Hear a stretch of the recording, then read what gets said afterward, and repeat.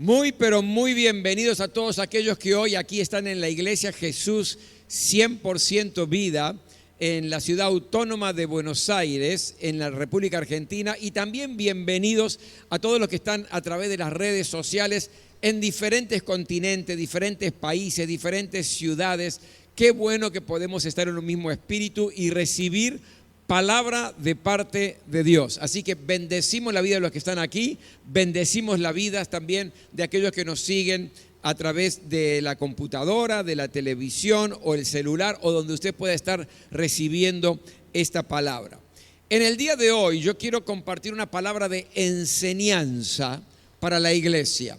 Usted sabe que hay distintos tipos de mensajes. Hay mensajes que son motivacionales, hay mensajes que nos alientan a una vida de fe profunda, pero hay mensajes que son de enseñanza. Y hoy quiero dejar un mensaje de enseñanza para la congregación.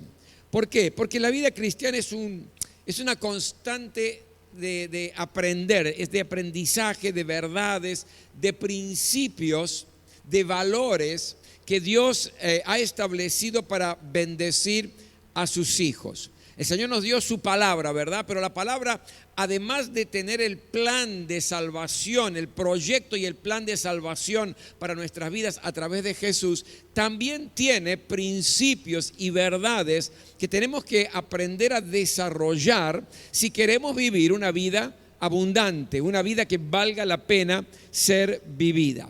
Por eso hoy yo quiero que podamos conocer o profundizar un poquitito con relación a este tema de 4 principios que tenemos que aprender. Yo quiero invitarte a abrir la Biblia en el libro de Primera de Pedro, capítulo 5. Primera de Pedro, capítulo 5, y voy a leer a partir del versículo 5 en adelante.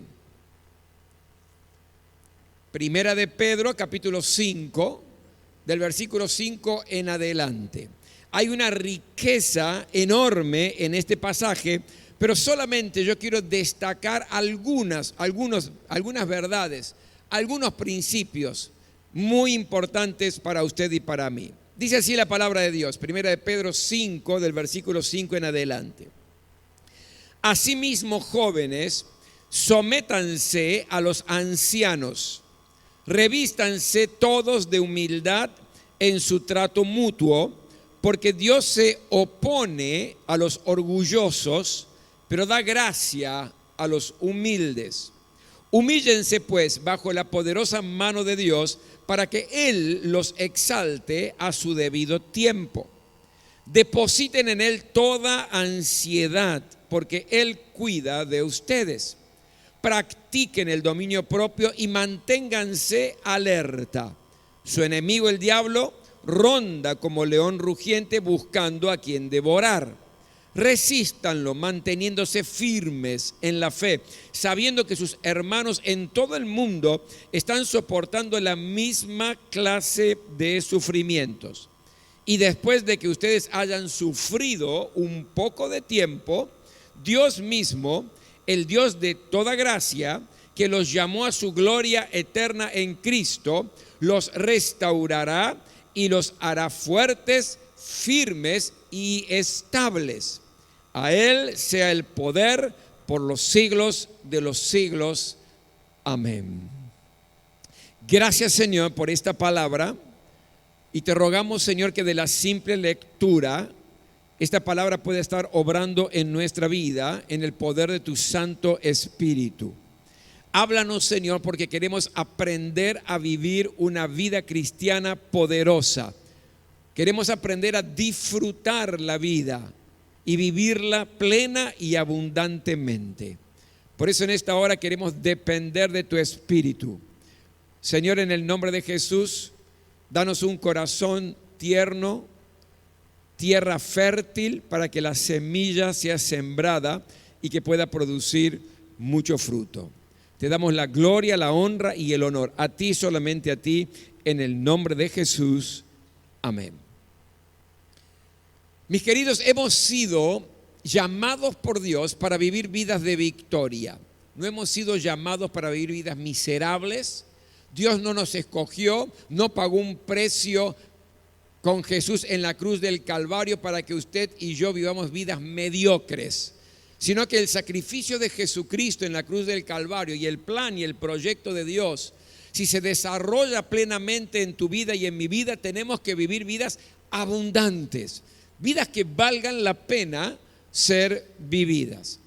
Y yo tengo aquí en este pasaje, solamente quiero rescatar de todo lo que hay mucha riqueza, pero quiero rescatar 4 principios fundamentales para que realmente podamos vivir la vida y comprender bien las situaciones que estamos atravesando y por qué Dios permite algunas cosas en nuestra vida.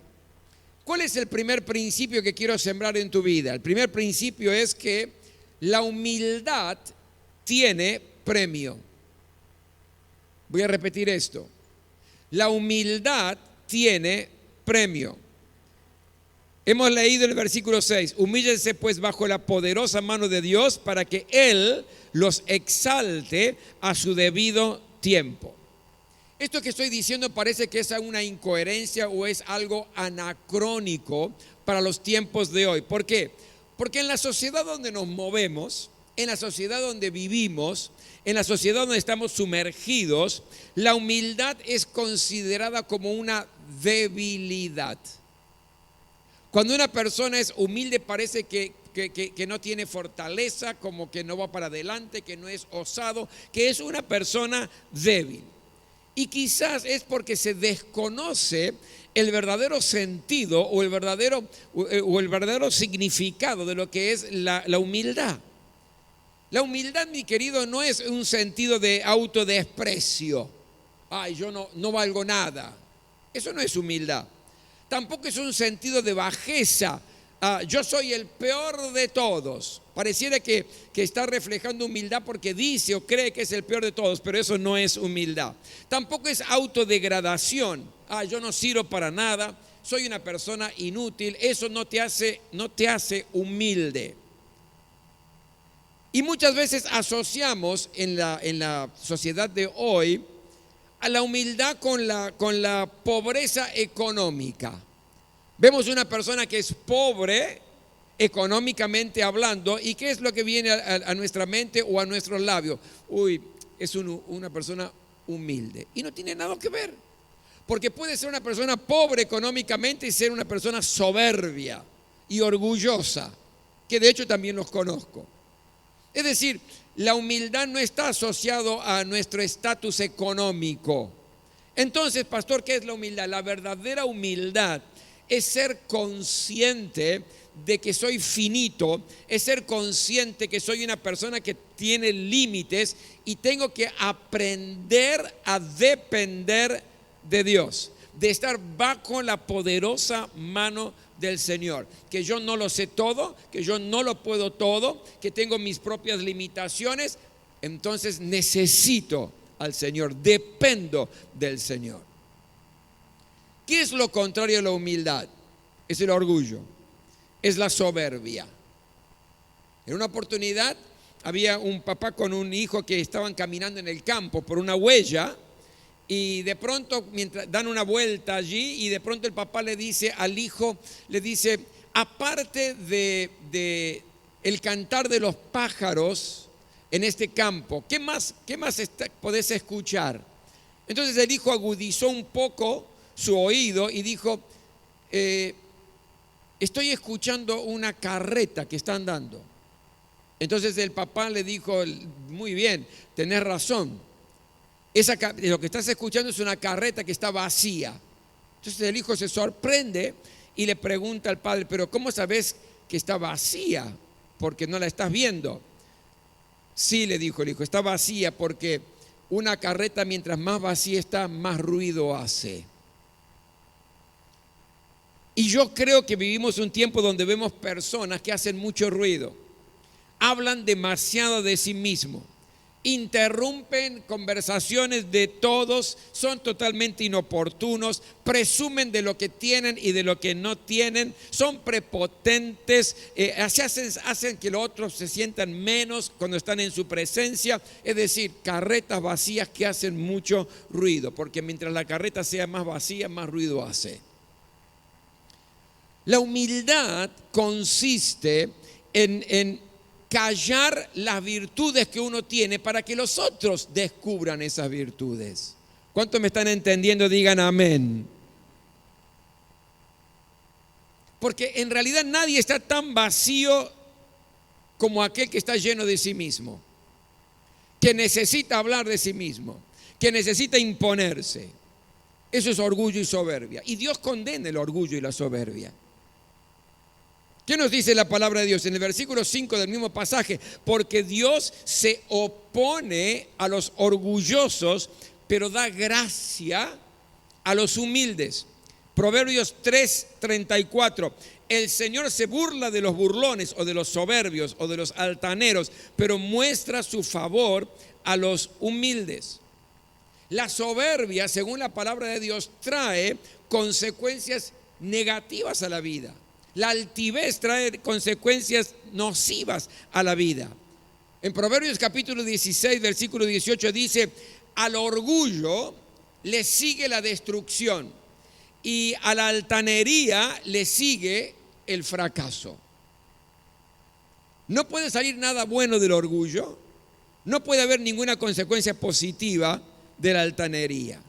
Por eso, lo que el Señor nos quiere enseñarnos hoy es que aprendamos a estar bajo la poderosa mano del Señor, dirigiendo nuestra vida, entregándonos incondicionalmente y con humildad aceptar su conducción. Y es difícil, ¿sabe? Porque cada uno quiere ser el conductor de su propio barco. Pero cuando aprendemos a humillarnos en la presencia del Señor, esa humildad tiene premio. El orgullo tiene consecuencias, pero la humildad tiene premio. ¿Y cuál es el premio, pastor? Que Dios nos va a exaltar a su tiempo. El primer principio fundamental para disfrutar la vida cristiana plena y abundante es aprender a vivir en una verdadera humildad. El segundo principio que yo veo en este pasaje es que confiar en Dios trae beneficios. Fíjese versículo 7. Depositen en Él toda ansiedad porque Él cuida de ustedes. La ansiedad es algo terrible. Yo no sé si usted ha vivido, y seguramente sí, en la vida nos pasa en algunos momentos determinados, donde hay una ansiedad. Es un miedo anticipado. Es como que tenemos temor a cuenta. Por ahí no pasó nada todavía, pero ya estamos con miedo de lo que puede llegar a pasar. Es un miedo anticipado de padecer algún daño, de sufrir alguna situación, de alguna desgracia, ¿no? Y eso va acompañado por lo general de sentimientos negativos, porque esa ansiedad nos lastima. Todavía no pasó nada, pero ya estamos sufriendo como si hubiera pasado. Y ni sabemos si va a pasar o no. Ni sabemos si el problema se va a agudizar o no. Ni sabemos si el daño va a venir o no. Pero ya estamos con temor y esto nos lastima, nos anula, nos pone furiosos, nos deprime, genera todo tipo de pensamientos también negativos, problemas digestivos. ¿Usted sabía que la ansiedad produce problemas digestivos? Con la ansiedad no aceleramos los tiempos, aceleramos nuestra vida. Y cuando aceleramos nuestra vida se produce un desequilibrio físico, psíquico y aún también espiritual. ¿Hay algo que te está volviendo ansioso, ansiosa? ¿Hay alguna circunstancia que todavía no aconteció, pero ya estás teniendo miedo de que va a pasar y ya estás sufriendo a cuenta? Eso es ansiedad. Quizás la ansiedad por alguna situación difícil en el trabajo, porque estás vislumbrando, estás creyendo que te va a ir muy mal o que te van a echar y todavía no te han comunicado nada, no te han dicho nada, pero ahí está esa ansiedad como que todo va a estar mal. O quizás la ansiedad de un problema familiar que no se está solucionando. y llevamos tiempo y hasta estamos orando y no se está solucionando, y uno se vuelve ansioso por esa situación. O por tu ministerio, donde dispusiste poner los dones a favor del Señor y trabajar y servir, pero no estás viendo los resultados, o pensás que los resultados no van a ser, o van a ser negativos, y esto te vuelve ansioso. ¿Y qué hago, pastor? Sí, yo soy una persona ansiosa. ¿Qué hago? Lo que nos dice la palabra de Dios. Aquí está el principio bíblico: depositen en Él toda ansiedad, echen toda ansiedad en el Señor. Dáselo a Él, entregáselo a Él. Esto que te está lastimando, porque la ansiedad te lastima, esto que te está lastimando a cuenta, entregásela al Señor, dásela a Él. Fíjese que no dice aquí que Dios te la va a quitar, dice que hay que dárselo al Señor. Ese problema y esa situación en la familia, con los hijos o entre esposos, entregáselo a Él. Pastor, yo lo hago. Yo oro, le pido al Señor por este problema que tengo, pero después lo tengo de nuevo. ¿Sabes por qué? Porque no se lo echaste a Él, no se lo dejaste a Él, no se lo depositaste a Él, se lo prestaste a Dios. ¿Cómo es esto? Muy simple. Hasta te podés poner de rodillas y clamar y entregarle la ansiedad, clamar y entregarle el sufrimiento y el dolor y lo que te está lastimando al Señor. Y cuando terminaste de orar, te levantaste, cargaste de nuevo y te pusiste la mochila en los hombros. Por lo tanto, se lo prestaste por un ratito, pero lo volviste a pedir. Y eso no cambió absolutamente nada. Salmo 52, 55, 22. Echa sobre Dios tu carga y Él te sustentará. El Señor es digno de confianza. Es digno de confianza. Déjales tus ansiedades, tus cargas, tus problemas, tus aflicciones, tus dolores. Déjaselo a Él. Él es digno de confianza. Pablo dijo: si nos dio a Jesucristo, ¿cómo no nos va a dar con Él todas las cosas? Por lo tanto, el segundo principio, confiar en Dios, tiene su beneficio, porque estás libre de ansiedades. El tercer principio, aquí me enseña la importancia de velar y de resistir. El versículo 8 dice: practiquen el dominio propio y manténganse alerta. Su enemigo, el diablo, ronda como león rugiente buscando a quien devorar. Lo que nos está diciendo aquí es: estén alerta, estén atentos, estén despiertos. Fíjense que el adversario, el diablo, está buscando de alguna manera devorarlos. ¿Cómo, pastor? Con tentaciones, con sufrimientos, con cosas que logren desequilibrarnos en nuestra vida, con dudas del amor de Dios, dudas del poder de Dios, porque no la estás viendo, no se está manifestando, estás orando y no ves la respuesta de parte del Señor como la estás esperando. Entonces viene la duda y es una artimaña del diablo. Por lo tanto, tenemos que estar atentos, tenemos que estar velando. ¿Para qué? Para que esta artimaña del diablo no nos tome por sorpresa. Porque Él va a atacar por nuestras zonas vulnerables. No te va a atacar el diablo por situaciones donde estás muy firme y muy sólido. Te va a atacar por zonas vulnerables en tu vida, a través de tus debilidades. ¿Y cuáles son nuestras zonas vulnerables? A veces tiene que ver el dinero, puede ser el sexo, el alcohol, cigarrillos, la droga, pesimismo, nuestras reacciones, impaciencia que nos lleva a tomar decisiones atolondradas y apuradas. Es decir, zonas vulnerables en nuestra vida que son el lugar perfecto donde Satanás apunta su artillería y busca destruirnos. Él lo va a intentar hacer. Por eso dice aquí: estén atentos, estén alertas. Y después dice: resístanlo. Manténganse firmes en la fe, manténganse firmes en sus convicciones, manténganse firmes en lo que han aprendido en la palabra del Señor, en aquello que está arraigado aquí en el corazón y en la mente. Manténganse firmes, resistan todo tipo de ataque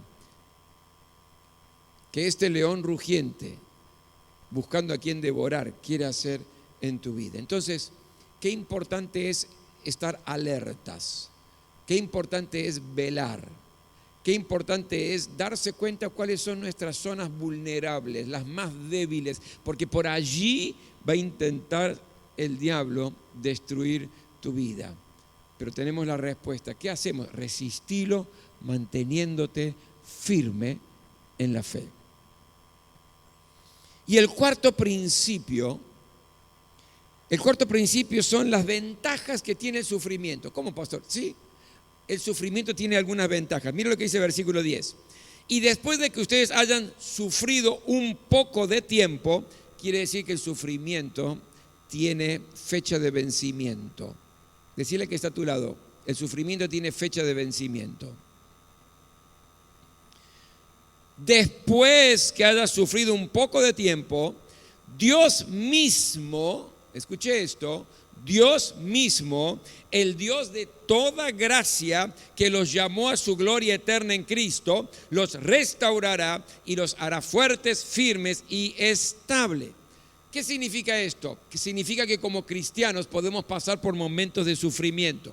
Pero dice la palabra de Dios que aunque pasemos ese tiempo de sufrimiento, Dios mismo, no el pastor, no el líder, no el vecino, no el amigo, sino Dios mismo, lo que va a hacer es que te va a restaurar. ¿Qué significa que te va a restaurar? Significa, aquí la palabra restaurar significa soldar una fractura. Algo que está fracturado es soldado. Significa remendar una red. Significa proveer una parte que falta. Ese es el sentido de la palabra aquí de restaurar.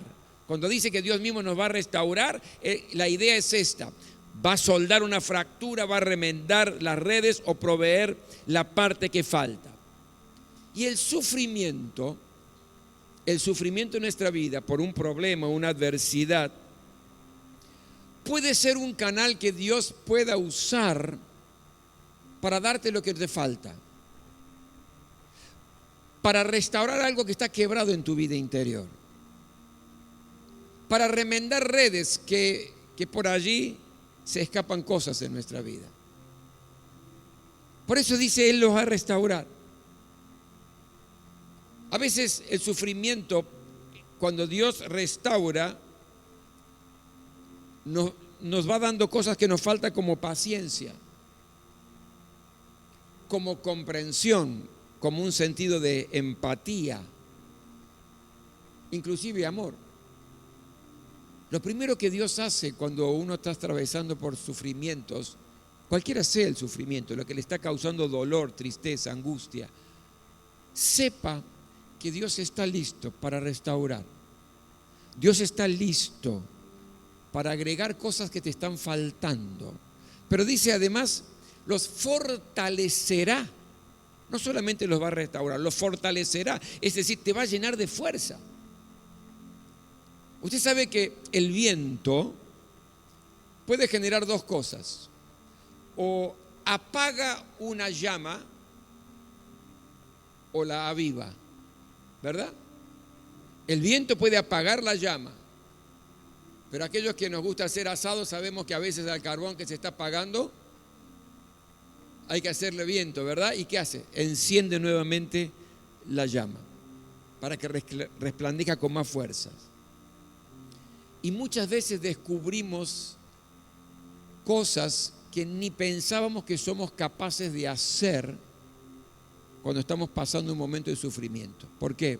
Porque Dios nos está fortaleciendo, porque está haciendo que esto que se estaba apagando reaviva en nuestra vida. Cuando pasamos situaciones difíciles nos damos cuenta de que tenemos una fortaleza sobrenatural y nos sorprendemos. Y yo hice esto, y yo dije esto, y yo enfrenté de esta manera, no creí que era capaz de hacerlo.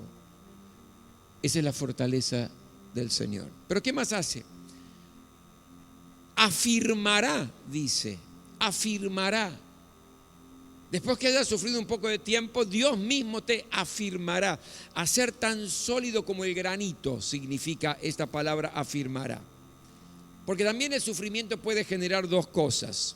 O un colapso en la vida de uno, que terminamos en la ruina, o nos ayuda a emerger sólidos, con valor, con fuego, con vigor.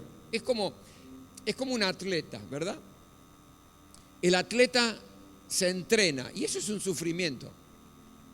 Es un sufrimiento. Conozco maratonistas que para correr la maratón de 42 kilómetros, el entrenamiento era feroz. Todos los días, lluvia, trueno, frío o calor, todos los días. 20 kilómetros de entrenamiento, todos los días. Y a medida que se iba acercando la fecha de la competencia, subiendo 10 kilómetros más, 5 kilómetros más y luego 5 más y 5 más hasta llegar a los 42 kilómetros. Pero era atroz porque no paraba, no había un solo día, no importaba el clima, no importaba la situación, la condición. Era un sufrimiento, me decían así, es un sufrimiento. Pero ellos sabían que cuando viniera la competencia iban a estar tan sólidos y fuertes que ese sufrimiento producía en ellos el hecho de con vigor levantarse, competir y buscar triunfar. Esto es lo que el Señor hace. Te hace firme, fuerte, como un granito cuando estás pasando por sufrimiento. ¿Vieron cuando uno dice, tiene piel de elefante? Como diciendo, ya ha soportado tanto, le han dado tanto, ha sufrido tanto, que ya parece que los problemas y las dificultades no le hacen nada. Esto es lo que el Señor hace, te afirmará. Y por último, te establecerá. ¿Sabe qué significa esto? Poner fundamento. Cuando sufrimos en la vida y Dios interviene,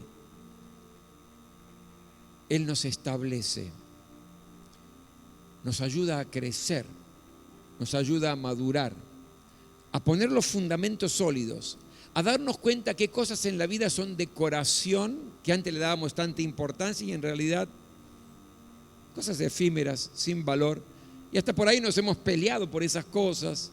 Hemos sufrido por esas cosas y eran pavadas, ¿verdad? Pero cuando uno pasa por el sufrimiento, dice el Señor, te establece, te pone fundamento, te hace crecer, te hace madurar. Porque los tiempos buenos no son para crecer. Las victorias en nuestra vida no son para madurar, son para disfrutarlas.